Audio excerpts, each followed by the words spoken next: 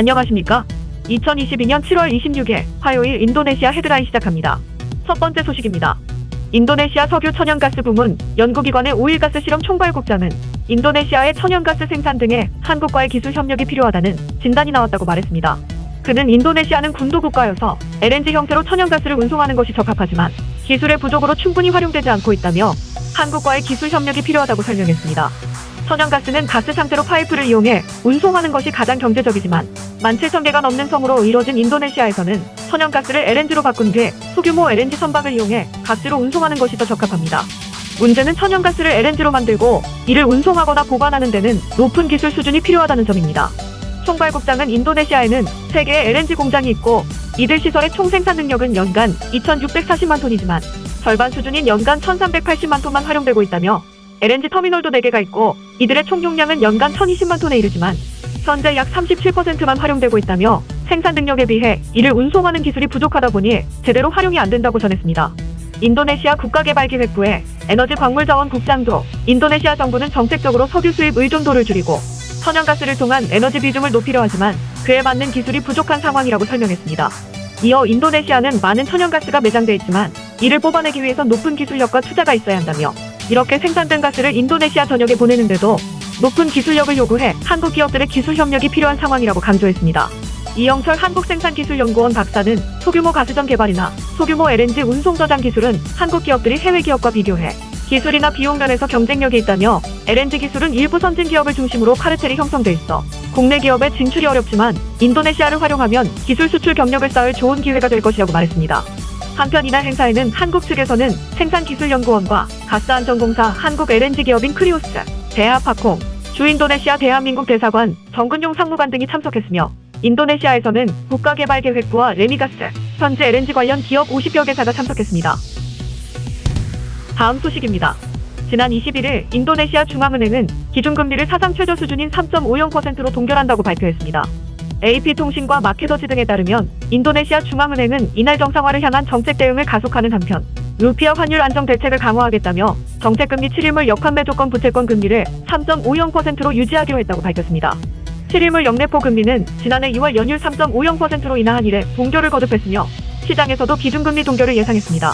또한 중앙은행은 예금금리와 대출금리도 각각 2.75%와 4.25%로 유지했습니다.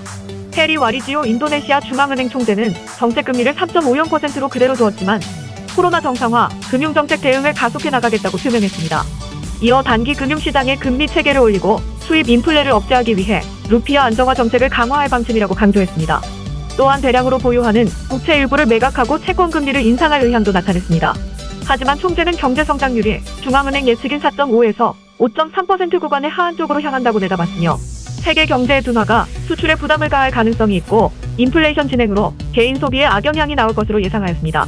한편 올해 연말 종합 인플레이션 예상치는 4.2%에서 4.5에서 4.6%로 상향했으며 근원 물가 상승률은 중앙은행 목표 2에서 4% 범주에서 머무를 것으로 전망했습니다. 다음 소식입니다.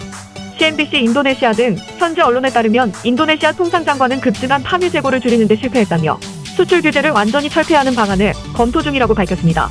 인도네시아는 연초부터 파묘 가격이 급등하자 파묘 업체들은 수출을 늘렸고 이 영향으로 국내 식용유 품귀 현상이 벌어졌습니다. 그러자 인도네시아 정부는 국내 시장 공급 의무화 정책을 도입, 국내 공급 물량의 3배까지만 수출할 수 있도록 허가제를 도입했으며 그런데도 가격이 내려가지 않자 지난 4월 말에는 수출을 완전히 금지했었습니다. 이 영향으로 국내 시장 가격과 품귀 현상은 어느 정도 잡혔지만 이번에는 파묘 재고량이 급증하면서 파묘의 원료가 되는 기름야자 열매 가격이 급락하여 농가에 불만이 터져 나왔습니다.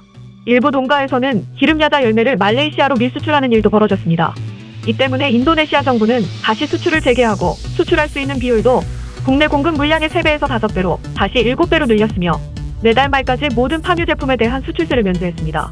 하지만 이런 노력에도 여전히 재고량은 줄지 않는 상황이며 농가와 업계의 불만이 이어지자 인도네시아 정부도 수출 규제를 완전히 푸는 방안을 검토하겠다는 입장입니다. 통상장관은 조코이 대통령으로부터 기름야자 열매 가격을 평소 수준인 2,000루피아 이상으로 올려야 한다는 임무를 부여받았다며 수출이 빨리 늘어나도록 허가제를 철폐하는 것을 고려하고 있다고 설명했습니다. 다만 이전처럼 품귀 현상이 생기지 않도록 파묘 정제 업체들이 국내 물량 공급을 보장해달라며 업계가 보장만 해주면 규제는 더는 필요하지 않을 것이라고 말했습니다. 참고로 현재 기름야자 열매 가격은 1kg에 1,000루피아 수준입니다. 다음 소식입니다. 한국인터넷진흥원은 인도네시아 국가사이버암호원과 사이버보안 분야 역량 강화를 위한 공동협력 및 교류체계 구축 협약을 지난 21일 온라인으로 체결했다고 밝혔습니다.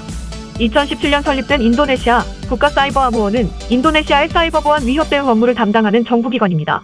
인도네시아는 작년 한 해 16억 건의 사이버 공격을 탐지했으며 이는 2020년 4.95억 건에 비해 약 3배 증가한 수치입니다.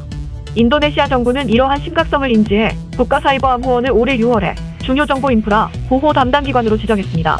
양 기관은 협약을 통해 사이버 침해 사고 대응 관련 지식 및 노하우 공유, 역량 강화 활동, 보안 기술 개발, 전자서명 및 인증, 인적자원 교류 등의 분야에서 상호 협력하기로 했습니다. 특히 인터넷진흥원의 K-실드 사업을 국가사이버암호원이 벤치마킹하여 인도네시아 사이버보안 전문 인력 양성 역량 강화 사업으로 기획한 것이 이번 MOU 체결의 큰 계기로 작용했습니다. 현재 인도네시아 상위 50개 대학 중 정보보안 관련 학과를 운영 중인 대학은 두 곳으로 사이버보안 전문 인력이 부족한 상황입니다. 이에 인도네시아는 아이실드 사업을 통한 인력 양성으로 보안 인력 수급차를 완화할 수 있을 것으로 기대하고 있습니다.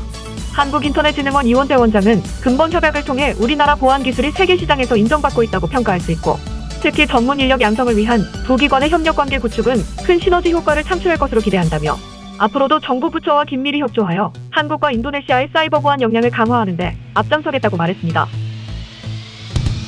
다음 소식입니다.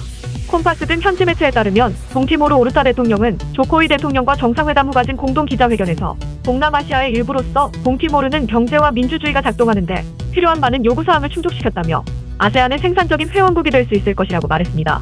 그러면서 내년에 인도네시아가 아세안 의장국을 맡을 때 동티모르가 정식으로 아세안의 11번째 회원국이 되길 바란다고 강조했습니다. 참고로 동티모르는 2011년 아세안 회원국 가입을 신청한 뒤 지금까지 후보국으로 남아있습니다. 아세안도 2019년 동티모르 가입 여부를 판단하기 위해 각종 실사를 벌였지만 코로나 사태가 확산하면서 진전이 없는 상황이며 일부 아세안 회원국은 다른 아세안 국가와 비교해 동티모르의 경제 규모가 작고 빈곤 수준이 높아 반대 목소리가 큰 것으로 알려져 있습니다. 유엔은 약 130만 명인 동티모르 인구의 절반이 하루 1.9달러 이하로 생활하는 극빈층이며 신생아 1000명당 42명이 영양실조로 만 5세가 되기 전에 사망하는 것으로 추산하고 있습니다. 한편 이날 정상회담 이후 조코이 대통령은 인도네시아가 동티모르에 에너지, 은행, 통신 사업 등의 사업으로 8억 1,800만 달러를 투자했다며 두 나라 간 무역을 더 늘리는 데 합의했다고 밝혔습니다.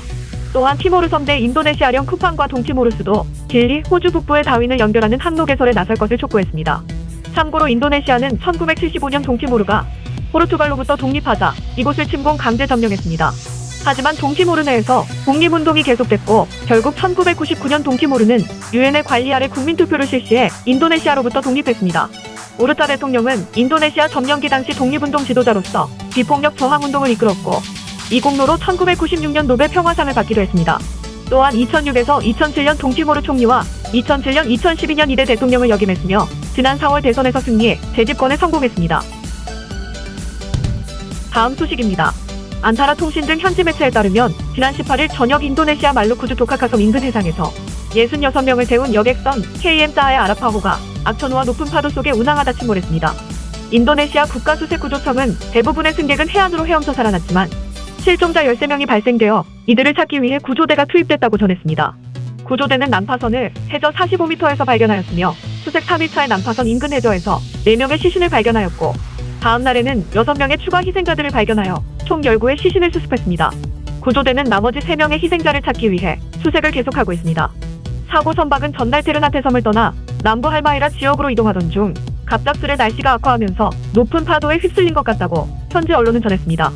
17,000여 개의 섬으로 이뤄진 인도네시아에서는 각종 선박이 주요 교통수단으로 이용되다 보니 악천후 속에서 배가 전복되는 등 해상사고도 잦습니다. 특히 2018년에는 북부 수마트라주 화산분화구 호수에서 200여 명이 탑승한 여객선이 침몰해 167명이 사망하기도 했습니다. 다음 소식입니다. 인도네시아 코로나19 확진자가 총 616만 4,271명으로 늘어났으며 이 중 사망 15만 6,902명, 완치 596만 8,304명으로 집계되어 2.5%의 치사율을 보이고 있습니다. 인도네시아의 코로나19 1일 확진자 수는 5,000명 수준에서 유지하고 있습니다. 지난 17일 자카르타시는 앞으로 신종 코로나 바이러스 백신 부스터 접종을 받은 사람만 공공시설에 입장할 수 있도록 한다는 방침을 밝히며 모든 시설에 대해 철저한 방침 준수를 촉구했습니다. 이에 앞서 내무부는 전국의 주지사, 현지사 시장에 대해 사무실과 공장, 쇼핑몰, 레스토랑, 카페, 관광지 등 공공시설 입장 시 추가 접종을 의무화하는 내무부령을 공포했습니다. 이에 따라 보건부는 코로나 애플리케이션 푸들릴 인중이에 백신 접종 상황 등 현황을 색으로 나타내도록 변경하였으며 녹색인 사람은 공공시설 입장이 가능하고 노란색은 입장은 가능하나 지방정부 및 시설 방침에 따라야 하고 적색과 흑색은 입장이 불가능합니다. 전 세계에서 코로나19가 재확산하고 있습니다. 오미크론 변이가 주도했던 글로벌 대유행은 오미크론과는 완전히 다른 새로운 변이가 아닌 오미크론의 하위 변이로 무게중심이 옮겨가고 있습니다. 국제학술지 사이언스는 지난 19일 오미크론 변이에 이어 하위 변이가 전 세계 유행을 주도하고 있다는 점을 지적하며 과학자들 사이에서도 완전히 새로운 변이 등장 여부에 대한 의견이 엇갈리고 있다고 보도했습니다. 진화생물학이나 바이러스학 전문가들은 지난해와 다른 코로나19 바이러스 진화 패턴과 관련해 의견을 내놓고 있습니다. 일부는 코로나19 바이러스가 초창기 역동적인 확산과 진화를 마무리하고 인류와 훨씬 더 오래 함께한 다른 계열의 코로나 바이러스처럼 서서히 진화하는 패턴으로 자리 잡는 신호로 해석하고 있습니다.